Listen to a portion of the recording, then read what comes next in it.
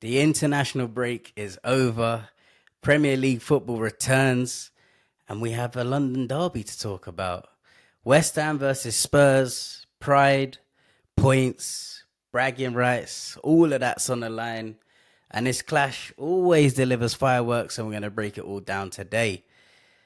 As we know, West Ham normally turn up in this game. This is West Ham's cup final. Except from last season, to be fair, we didn't do too bad. Beat them 4-1 at home. I think that was under Lopetegui, though. Jared Bowen, I believe, 1-0, and then we ended up winning 4-1. And then we went and drew 1-1 at the London Stadium. That was in between the Europa League run. So it was a heavily rotated team. So that was under Graham Potter, and they didn't do too great either. However, Spurs don't actually have the best record at the London Stadium. Last time we beat them was in 2019, the first game under Jose Mourinho, where we beat them 3-2. But yeah, it's a game. It always delivers fireworks. West Ham, as I said, always turn up in that game. But West Ham have had an awful start to the season. Yes, it was their first game. They lost to Sunderland, then they got absolutely battered by Chelsea. Their most recent game just before the international break, they beat Nottingham Forest 3-0, which is a very good result, especially away to Forest. But if you look into it, obviously, was Nuno's last game. There was a lot of talk that Nuno was going to be sacked anyway. So was that a team sort of, teams throw their managers under the bus sometimes? Was that has that got to play a little part in that? Obviously, yes, West Ham were very good, and they much needed that result. But I don't know if we can read in too much to it because West Ham have been pretty awful. And I think since Graham Potter's taken over, they haven't actually been the greatest. I'm sure a lot of West Ham fans will probably tell you the same. Now, Spurs had an unbelievable start to the season. Obviously, yes, beat Burnley, a team we should have beat, went away to Man City, played unbelievably, and then it all came crumbling down against Bournemouth. Lacked a lot of creativity. We lost 1-0, but we should have got beaten a lot more. Um, so we'll see. Spurs looking to bounce back from that awful performance, and Thomas Frank's got a real opportunity to set that right. Now, Spurs team news, I believe the only player injured is Dom Solanke. Of course, we got the long-term injuries, Kulusevski, Radi Dragusin, Madison. But apart from that, I think Dom Solanke is the only, obviously Basuma, but not really part of the squad right now anyway. Xavi Simons obviously didn't play against Bournemouth, was obviously unveiled. Played one game for Netherlands, didn't play the second game to be honest, so should be pretty fit and firing. Of course, I know he played the first game for Leipzig, so he's got a bit of match. Kolo Muani did not go on international break. He's been training for the last 2 weeks at Hotspur Way, so he should be good. I'm not sure regarding fitness wise because I don't know about how the preseason with PSG. Of course, PSG were at the Club World Cup and he obviously wasn't with them. So I don't know in terms of fitness wise, but obviously I'm guessing good enough for the bench. Cuti Romero came back early. Of course, he was on that yellow card suspension, so he's been training for a good few days, which is always helpful because when he goes to Argentina, comes back so lackadaisy. So the fact that he's had a good week of training, he should be fit and firing, ready to go. Richie is another one I got question marks about. We're gonna go into my starting lineup, but Richie, we might need to manage his minutes because he played both games for Brazil. Yes, he didn't play the full 90 in both games, but Richarlison is just one game away from being out for a long time. So I think maybe we might have to manage his minutes there. But in terms of predicted lineup, at the back, obviously going Vicario, right back Pedro Porro, centre back speak for themselves. We're gonna go with we're gonna do a 4-2-3-1 by the way, just in case anyone didn't know that. Centre offs obviously speak for themselves, Van der Ven and Romero. Left back, this is an interesting one because obviously Destiny Adoghi's now fit. He's been training for the last 2 weeks.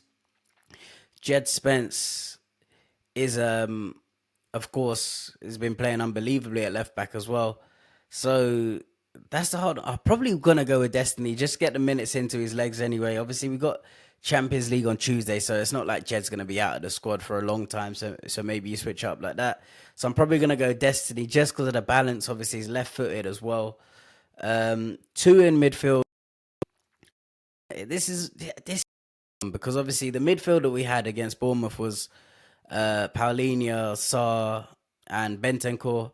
I'm probably gonna go with Paulinho and Bentancur in the two, and take out Sarr. But Sarr's been unbelievable, so it might even be a Bentancur and a Sarr sort of thing, because the way I'm looking at it is we're probably gonna have more of the ball than West Ham. I know it's obviously away from home, but I'm expecting us to probably have more of the ball. So could we potentially take out a Paulinho, play with a Papsar and Bentancur? Of course, you don't have the tough tackling of Paulinho, but you just got a bit more creativity and a bit more attacking prowess in them too. So I'm probably going to go with Bentancur and Sarr. And then in the 10, obviously, we're going to go with Javi Simmons. We should not be paying that sort of money for players if we're not putting them straight into the starting lineup. Javi Simmons has got to go in at 10. Mohammed Kudus returning to West Ham as well. I'm expecting a massive game from him, because let's be honest, they're gonna boo the absolute living daylights out of him. So I'm hoping to see the best performance in the Spurs shirt from Mohammed Kudus at the West Ham Stadium. I'd love to get him a goal as well. I don't think a lot of people would see that one coming, but the reason why was captained the under 21s, scored 2 goals. He can't actually play Champions League football anyway, so you might as well use him as much as possible in the Premier League. Give him a chance, give him 45 minutes, 60, see how he plays. Really try and build on that confidence that he's built in the under 21s. Up front, I'm probably going to go Kolo Muani, because as I said about Richarlison, yes, his minutes need to be managed. I don't want to see him breaking down, especially as we're going to start going Tuesday, Saturday games. So I'm probably going to start with Kolo Muani as well. Up top, score prediction. I'm not too sure, to be honest, because I've actually been doing a bit of research, and Thomas Frank's record against Graham Potter is actually awful. So it's played 7, 1 win, 1 draw, and 5 losses. Yes, of course, that would have been when he was at Brentford.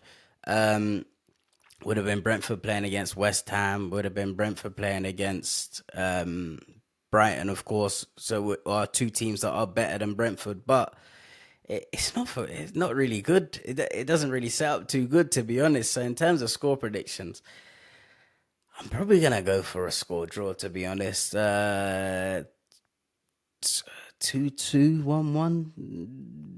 Let me say 1-1. In fact, the keys for this game: keeping Jarrod Bowen quiet. He's their best player by a mile.